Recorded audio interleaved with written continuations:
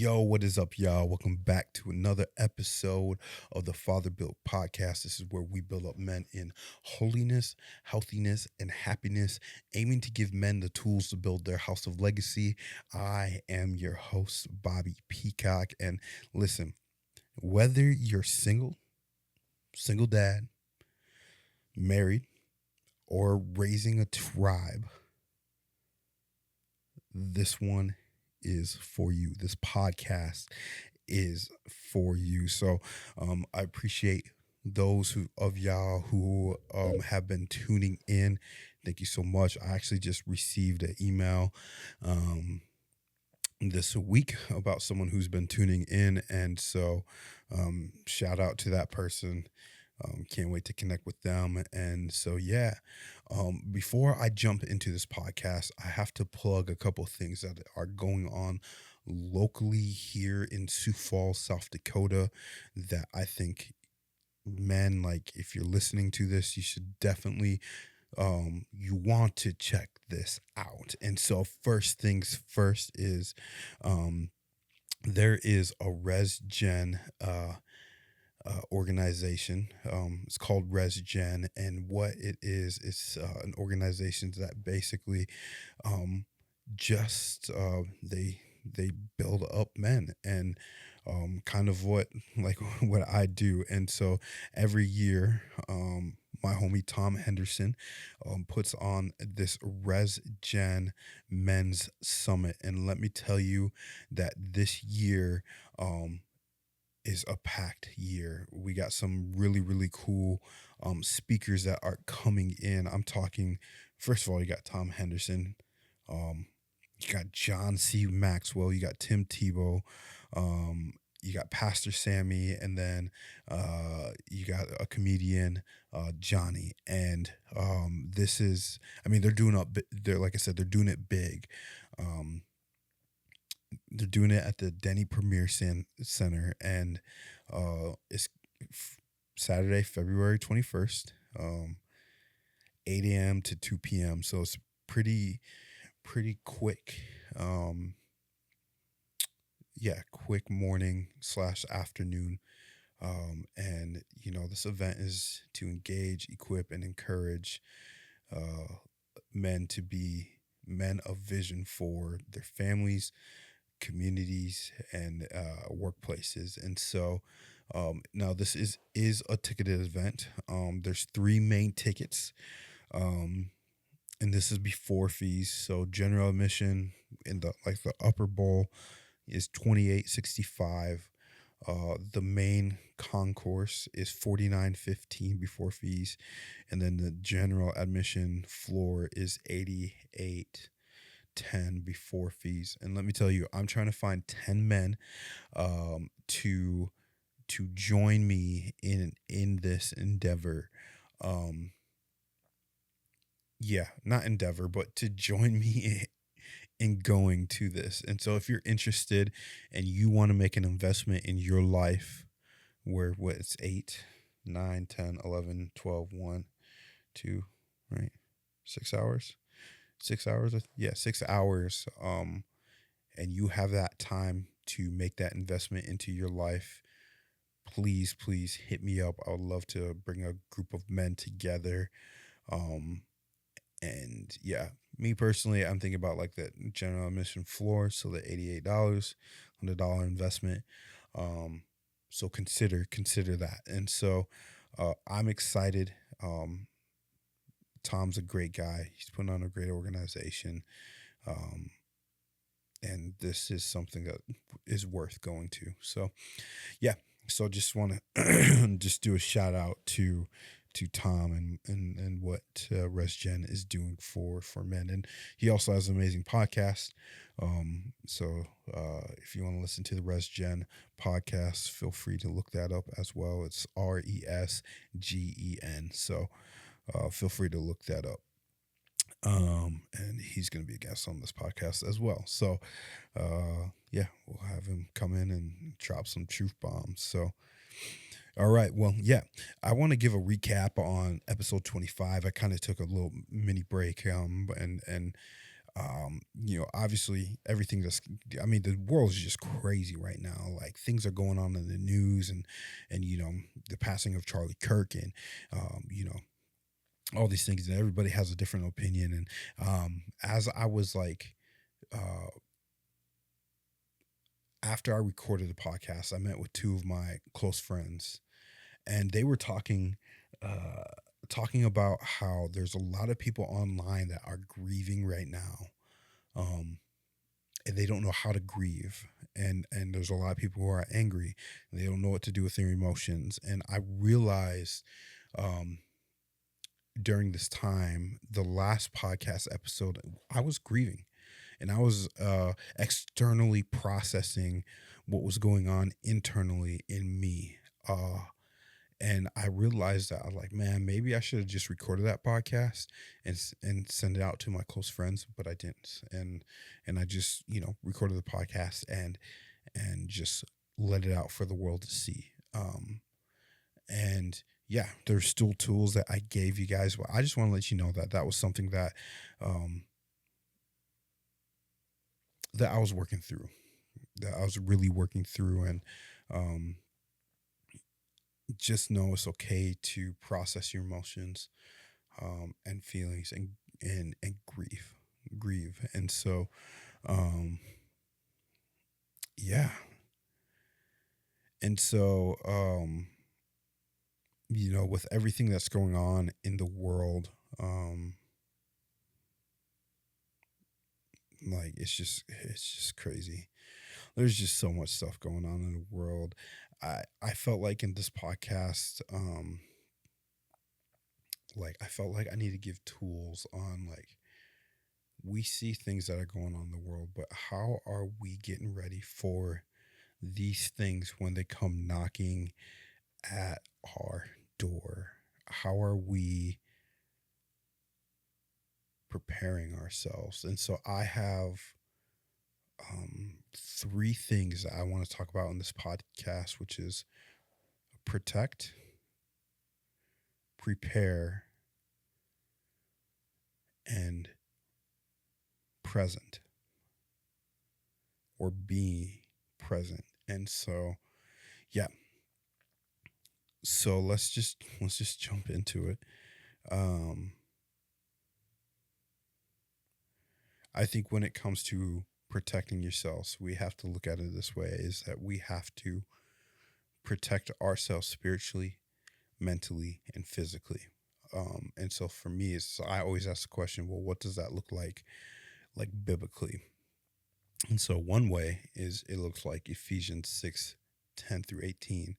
And it says, finally, be strong in the Lord and in his mighty power, put on the full armor of God so that you can take your stand against the devil's schemes.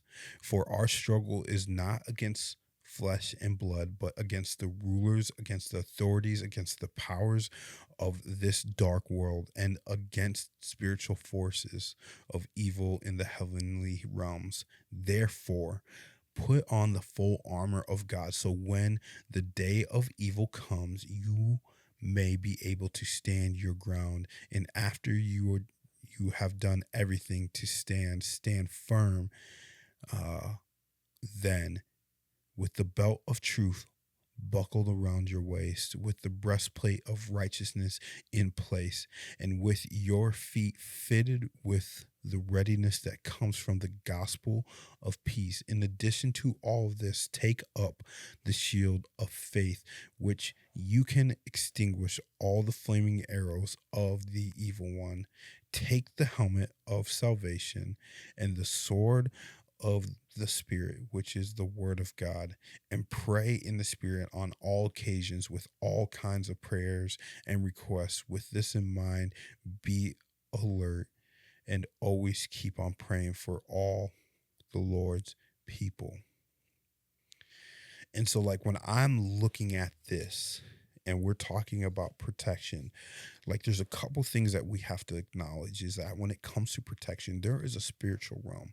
I think a lot of us, we can get so caught up in the physical realm that we forget about the spiritual realm. But there is a spiritual battle that is going on that we can't see with our naked eye.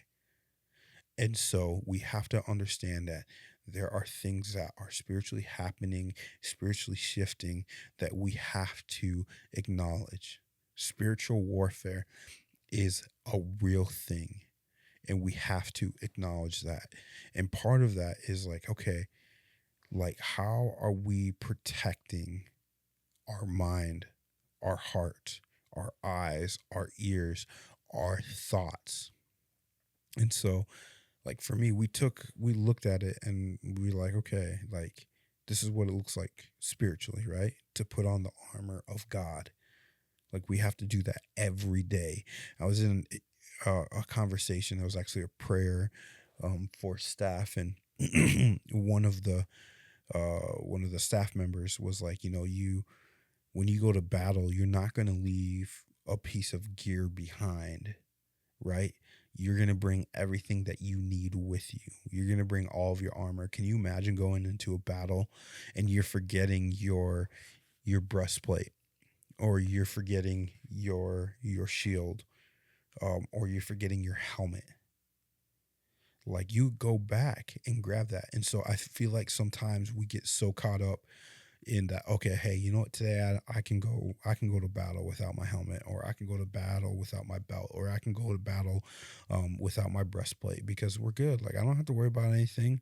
But the reality is that's where the sneaky little guy comes in and be like, hey, I'm gonna shank you right where you're weak. And so for us, it's like we have to every day put on the full armor of God to protect ourselves. And like, to me, like, what does that look like practically? Like I said, we have to protect our mind, our heart, our eyes, our ears, our thoughts.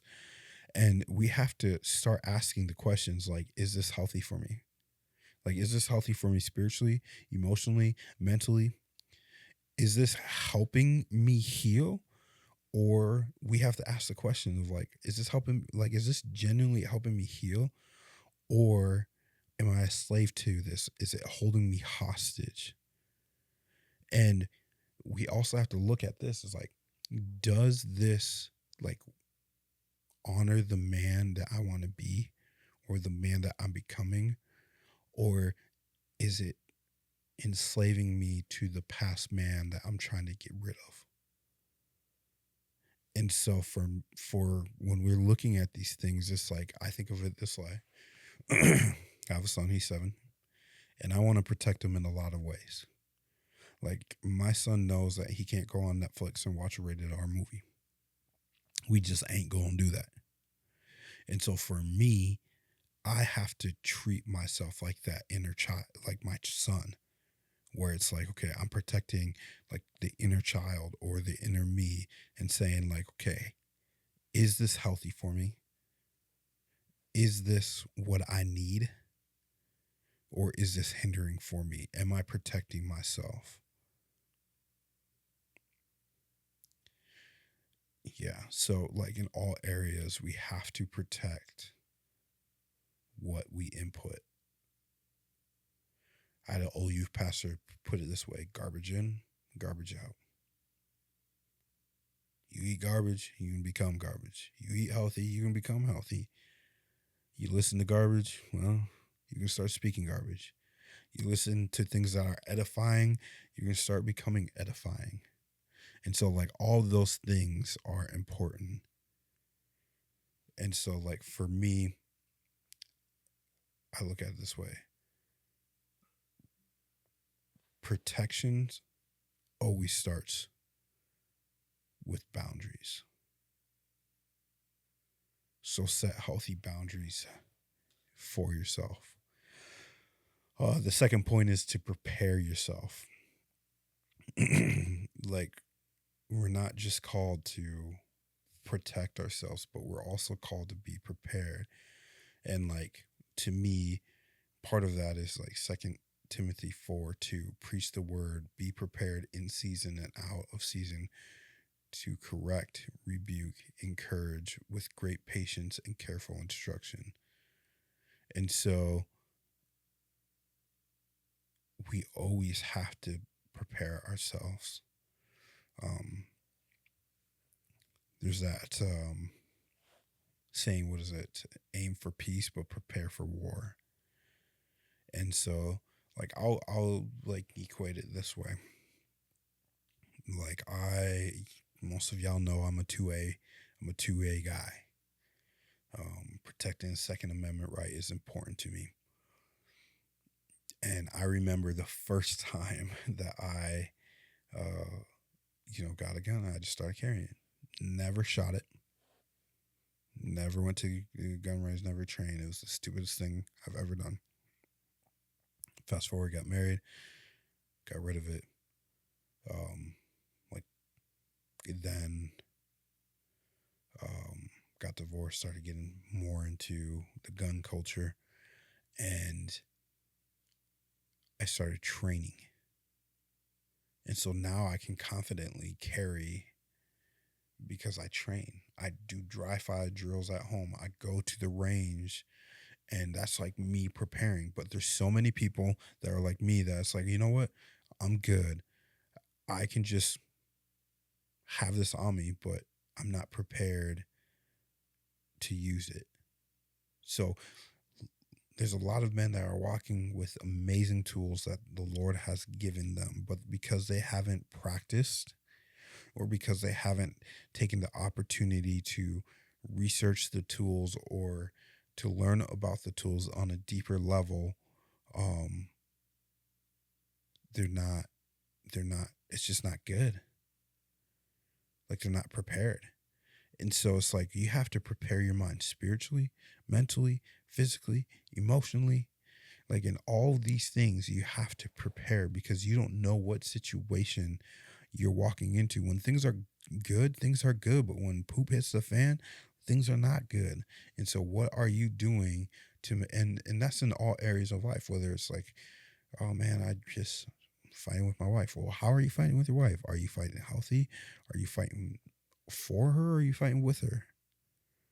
Like you guys fighting against each other or you like, hey, I want to go to battle.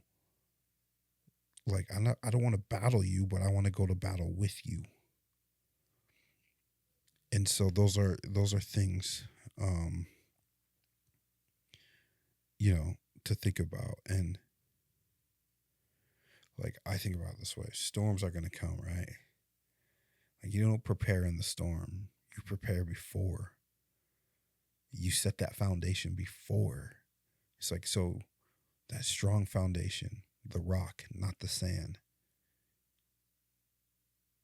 So, and like even preparation is, it's not about like storing, right? That's part of it, is storing information and storing knowledge and all this stuff, but it's also staying connected, is staying rooted. Um, and so it's like, how are you staying in your community? How are you staying connected to your spouse or your girlfriend or um your homies? Like, what is that looking like for you? And so, um, and I think part of preparing is um constantly be in prayer. Bible talks about pray without ceasing. Like constantly, everything has to start with prayer. Like if you are making decisions without prayer, like dude, that's not the move. But prayer should be the first thing you do. Like I always say it this way: if the only thing that you do, the only thing that you can do is pray, then pray now. But if you can do more, start with prayer. That should be the first thing that you do. And so,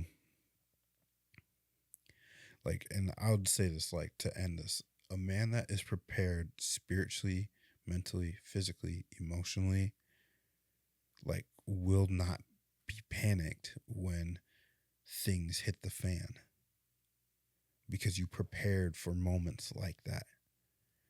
And so that's just something to think about. Now, the final thing is, which like as I was writing this, I was like, man, like this one's not strong. But then I started praying about it and thinking about it more, and I'm like, this is strong. But the third thing is be present.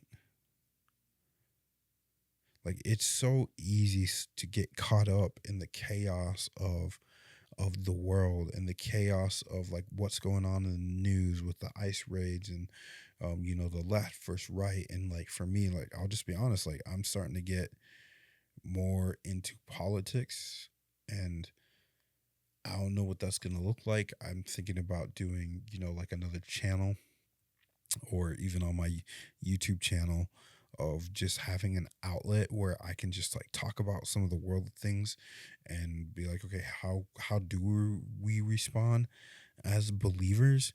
Um, but part of that is I have to be present in what's going on in my life now. Like I can't let social media devour me to the point that I'm empty. And so we have to be present. And part of being present is being present in your number one ministry. If you're married, your number one ministry is your wife. If you're single, your number one ministry is building you up and doing what God has called you to do. Um, and so you have to be present. You have to be present with your family, be present for yourself, and be present for the people that are in your community. Um, and I think part of being present is also showing up for your friends. So, like Galatians 6:2, it talks about carrying each other's burden. It says, brothers and sisters, if someone is caught in a sin, oh, listen, I'm going to go on a tangent with this one because, yeah, let me finish this, but hi to homie, call me out. Zach, call me out on going on a tangent. I'm just want to let you know that I'm going on a tangent. And so it says, brothers and sisters, if someone is caught in a sin, you who live by the Spirit should restore that person gently. But watch yourself, or you also may be tempted. Carry each other's burdens, and in this way you will fulfill the law of Christ. If anyone thinks they are something when they are not, they deceive themselves. Each one should test their own actions. Then they can take pride in themselves alone without comparing themselves to someone else. For each one should carry their own load. Nevertheless, the one who receives instruction in the world should share all good things with their instructor. We'll break this down a little bit, and we're gonna go on a tangent. But like to talk about being present is like being willing to carry the load of others that are in your community. And like no joke, and the night of recording this podcast, I was in a conversation with someone that they called me out because I didn't necessarily give them the opportunity to carry the load, because I was so trying to be like Batman and protect them that I didn't give them the opportunity to speak into my life. And listen, this is what they said. Something like this. They said, by you not allowing me to quote unquote carry the load is like selfish, but then it doesn't give me an opportunity to serve you. And it's not just for you, but it's also for me. And I was like, dang. I literally told this person that's a bar. And so for me in this, it's being vulnerable enough to be present and say, okay, I need people to help me carry the load. But then also I'm going to help other people carry the load. But part of the load is you also have to own it, because it says, for each one should carry their own load. And so like when it comes to burdens and stuff, like you have to carry it too. You can't just push it off on somebody. You have to carry it too. Because like if someone in your life is not willing to carry the load and push it off on you for you to carry it, like that's not healthy. Like, yes, you can help carry the burdens, but they also have to own it as well. And so like by constantly being present and showing up, you're giving other people the opportunity to not only carry your loads, but then also that you can carry the loads of others. Now, I do got to point this out though. This is where my tangent comes in. We're going to go on a little fork in the road. We're going to go off the trail a little bit here but brothers and sisters, if someone is caught in a sin, you who live by the Spirit should restore that person gently.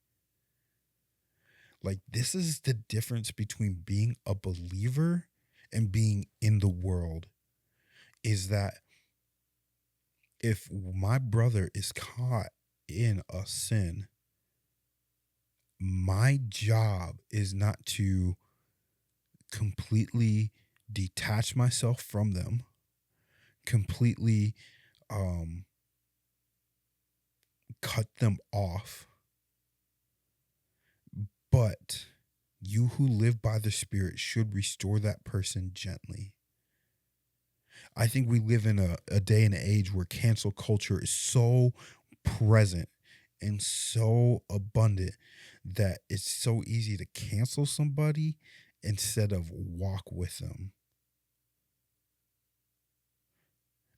Like, we have a moment where we can really cultivate a relationship and build a relationship when someone is in sin, but yet we choose to cancel instead of cultivate. And so, like, for me, all day, every day, especially for my homies who are close, is that it's like, okay, hey, my job is by the Spirit. I'm going to restore instead of reject, cultivate instead of cancel. But on the other part, it says, but watch yourself, or you also may be tempted. And so there has to be a level of preparing and having that protection so that you are not tempted. And that's a huge difference between the world, because like if someone falls, like in the world, people are like, oh, we got to cancel him. I'm like, no, I'm gonna pray for him. That's what I'm gonna do. I'm gonna pray for him. I'm going to make sure that they have people around them. And so I just thought that was very interesting. Reading that is so different from like what the world standards is versus believer standards. But sometimes even as believers, we can get caught up in cancel culture instead of like walking with them. And so that was my little tangent. But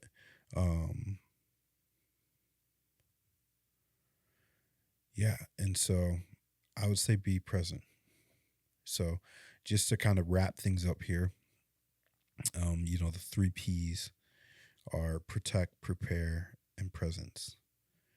Like, those things are important, and you should look into those things, because the world's going to continue being the world, but you have an opportunity to reach the world and to reach the people around you. And so how do we do it well? If we're protecting ourselves, we're setting up healthy boundaries. If we're preparing and praying without ceasing, like, God's going to honor that. And if we're being present in our homies' lives, and listen, if you don't have homies, listen, start with one and be intentional with that. And so thank you guys so much for tuning into another episode of the Father Built Podcast. This podcast is all about building up men in holiness, healthiness, happiness, and aiming to give men the tools to build their house of legacy. And listen, if you want more information about the Res Gen event, please hit me up, and I can get you some more information. And like always, peace, love, blessings. We are out.